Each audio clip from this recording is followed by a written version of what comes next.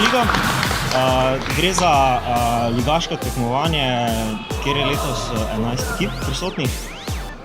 In bodo fantje najprej v prvem delu, skupinskem delu tekmovali vsakim. Bo vsak odigral 10 tekem, odhoder, potem po točkah 8 najboljših napreduje v četrtfinale in polfinale in na koncu finale. Iz zbranih prijavnin bomo na koncu najboljšim trening podelili denarne nagrade v vrednosti 1000 € in pa nekaj platnih.